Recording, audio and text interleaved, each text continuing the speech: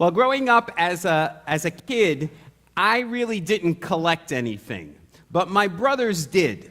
My older brother collected baseball cards, and my younger brother collected comic books. And they had hundreds of them.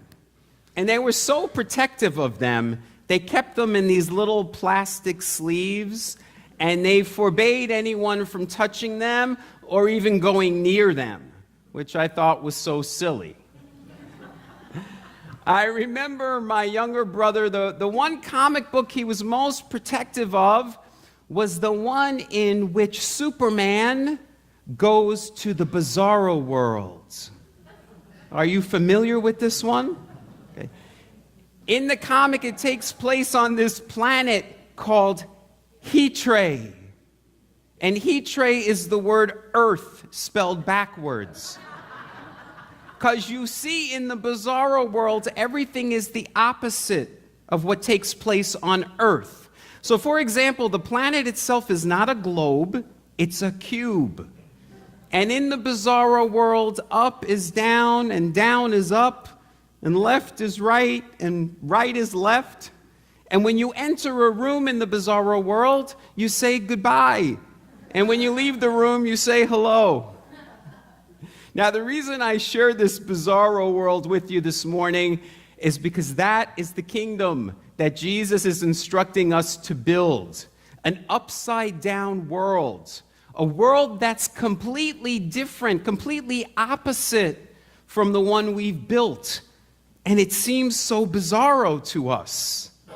So, for example, Jesus wanted a world in which people loved their enemies, in which people instantly forgave those who did them wrong, a world in which you would bless those who persecuted you.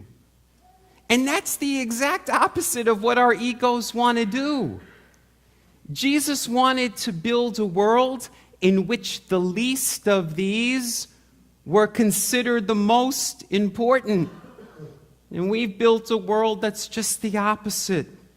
Jesus said he wanted this kingdom, this new world, to be a place where the mighty and powerful are pulled down from their thrones, and that the lowly and the oppressed are lifted up high. And he said the world we are to create is the one where the last are first and the first are last. One of my favorite spiritual writers of all time was a man named Henry Nouwen. I know many of you loved Henry Nouwen. He said that the kingdom of Jesus is not for the upwardly mobile. It's for the downwardly mobile. And that seems bizarre to us, because we've been taught just the opposite. We've been taught that the way is up. Higher education, higher status, climbing the corporate ladder, the penthouse suite. But Jesus is saying, if you want to go up, you're going the wrong way, because the spiritual life is the way down. And the world we've created, unfortunately, is just the opposite. We've created a world that says, go up. We've created a world that is about listening to the ego, not the spirit. A world that's more about me than we. Now, I'm wearing my Our Faith, Our Vote button again this week because we're going to be voting in a couple of weeks. And unfortunately, many people, when they vote for their own self-interests rather than the interests of the least of these.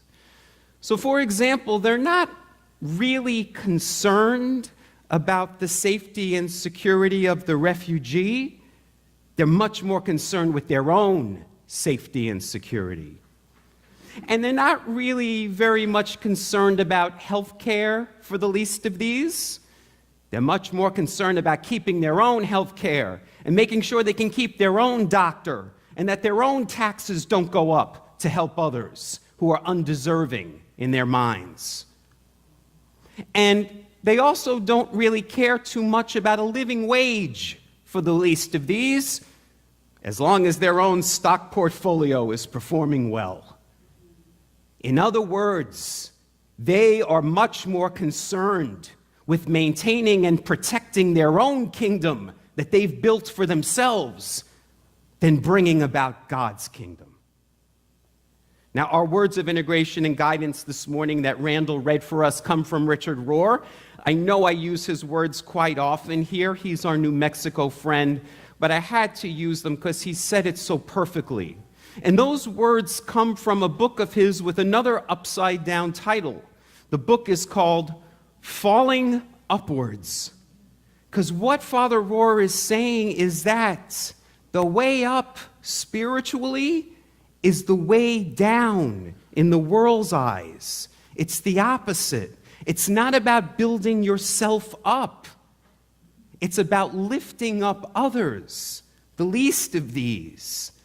And that's so counterintuitive to us because we all grew up hearing, you got to go to school and you got to study hard. Why? So that you can get into a good college. Well, what's a good college? It's a college that's going to ensure you get a good job. Well, what's a good job? A job that makes you a lot of money. And why did you want to make a lot of money? So that you could be first. So that others could serve you. Jesus is saying something completely opposite. He's saying if you want to be first, you got to be last. And we say, I don't get it. I can't wrap my head around that. You're telling me not to go up and to go down? I don't get it. And the apostles didn't get it either. You see in today's gospel, James and John, they go to Jesus and they say, Jesus, I know you're establishing this new kingdom, and when you establish it, hey, we want to be on your left and your right. We want to be your right and left-hand men. We want to be your vice president and secretary of state, if you will. Because they thought Jesus was establishing an earthly kingdom where it mattered what your position and status was. And Jesus is saying, you don't get it. It's not about status and position and power and prestige. It's just the opposite. And he says to them, those of you who want to be the most important, you have to be the least important. Wow. How can you wrap your mind around that? But if you want to be the most important, you've got to be the least important. He says to them, if you want to be great, you have to become the servant of everybody. Now, come on, who wants to be a servant? Being a servant, we were taught, is lowly. It's menial work. Jesus is saying it's just the opposite. He's saying that's where your power is. That's your purpose for being. Now, Jesus wasn't the only spiritual teacher to tell us this. We hear it in all the world's faith traditions. So Mahatma Gandhi famously said, if you want to find yourself, lose yourself in the service of others. And one of my favorite quotes about servanthood comes from Rabindranath Tagore, who said, I slept and I dreamed that life is joy. I awoke and I saw that life is service. I served and I discovered that service is joy. Service is joy. Most of us have been trying to get joy and happiness in status, power, possessions, perks, in the bigger house or the better body. And Jesus is saying, it has nothing to do with you. If you want to experience a life of joy, go out and serve. Lose yourself in the service of others. So the question is, stop asking, what can I get out of the world and start asking, what can I give to the world? We know that St. Francis of Assisi famously prayed, "It is in giving that we receive." And if you notice in that beautiful prayer, it was about others rather than himself. What he said was, "O divine Master, grant that I may seek not so much to be consoled as to console, not so much to be understood as to understand, not so much to be loved as to love." He understood that the key to the spiritual life was not about you, but about others. Leo Tolstoy said, "Joy can only be real if people look upon their life as a service." And Albert Schweitzer said, "There is one thing I know for sure. The only ones among you who will really be happy in life are those of you who seek and find how to serve." Now, my friends, you already know this, because among this group here, there are people of great service. I've witnessed it for myself. You already know that when you serve, you experience a joy unlike any other. That's what fulfills you, because that's your purpose for being. That's where your treasure is. That's where your greatness resides. It's why in today's gospel, Jesus says, if you want to be great, be a servant of all. And Reverend Dr. Martin Luther King said something very similar. He said, "Everybody can be great because anybody can serve." He said, you don't need a college degree in order to serve. He said, all you need is a heart full of grace and a soul generated by love. And my friends, you have that. You have hearts full of grace. You have souls generated by love.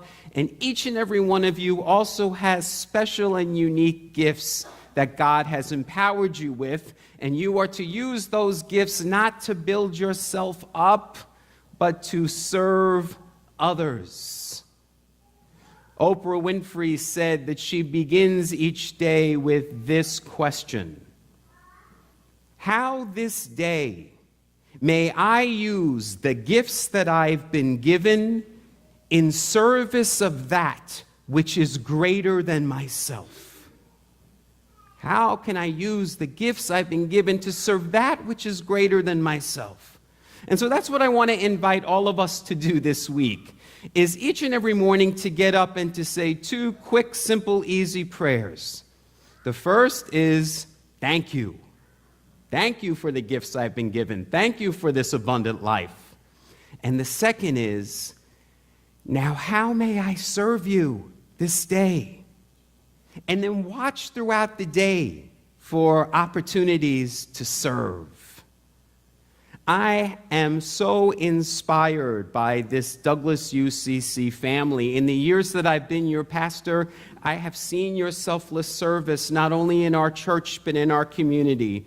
You truly demonstrate what it means to be the church.